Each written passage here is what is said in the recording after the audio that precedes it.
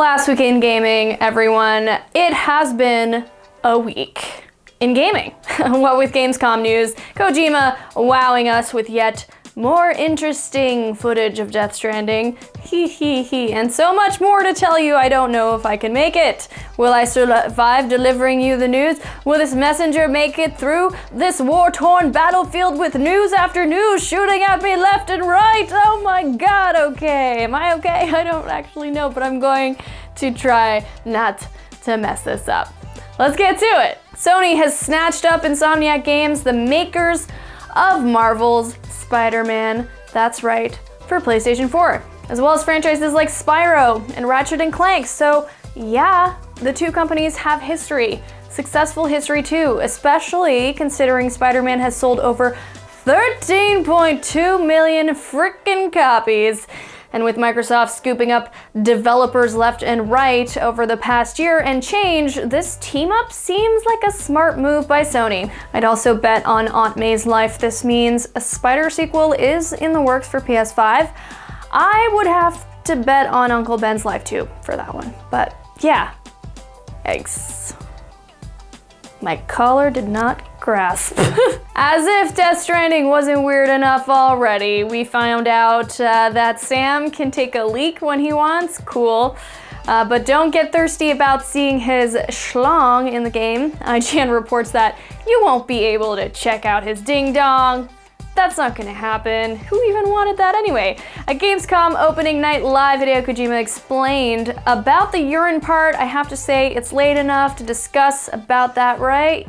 If you try to move the camera and try to see what he's doing, Sam will move away so you'll never see actually what he's doing. Mad respect, people's privacy, folks, even when virtual.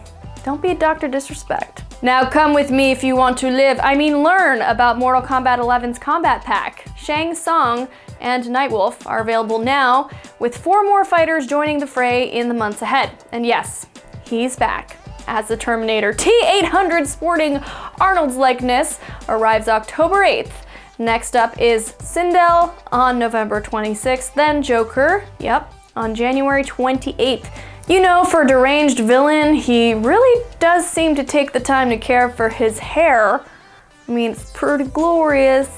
Anyways, finally, Spawn is set to launch March 17th, meaning there's a comic book double punch, poo, to close out the pack. Love my gun show and my sound effects. Poo.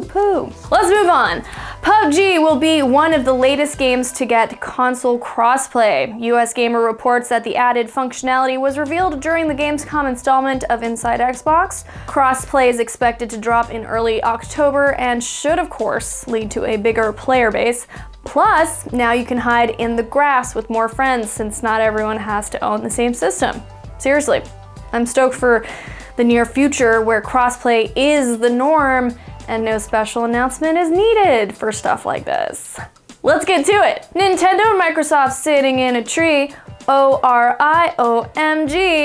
If you can't spell or that's too vague, well, what am I excitedly trying to convey here? Yes, it's that Ori and the Blind Forest Definitive Edition is coming to Switch on September 27th. So this continues to cozy the relationship between the Big N and Xbox, following in the footsteps of Cuphead's release for Switch. Also, Ori is outstanding and just so dang heartwarming. So go play it. The main theme gives me chills to this day, and hope it does for you too. Now go play it. Speaking of stellar games for Switch, we got 2 big release date announcements as well. The Witcher 3 Complete Edition will bring Geralt and his trusty steed Roach to the hybrid system on October 15th. That means we'll be able to take a bath with Geralt on the go sooner than later. And on the topic of handsome leading men, Final Fantasy VIII Remastered is scheduled to launch September 3rd for Switch, PS4, Xbox One, and PC, so get your gun blades ready. We have a ton of awesome games coming next month. Holy cow. CD Projekt Red dropped another meaty / cybernetic deet this past week too.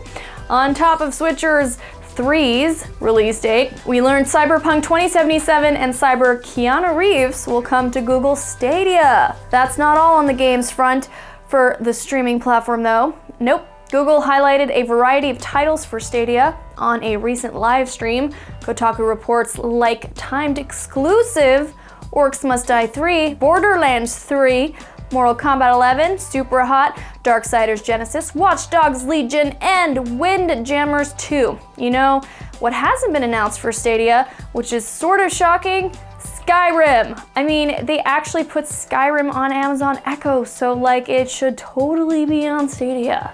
The Australian Classification Board had beef with DayZ, so much so that the game was banned because of in-game drug use. That's right, PC Gamer says the specific issue wasn't elaborated on, though DayZ does feature morphine as a healing item, and apparently cannabis is found in the game files.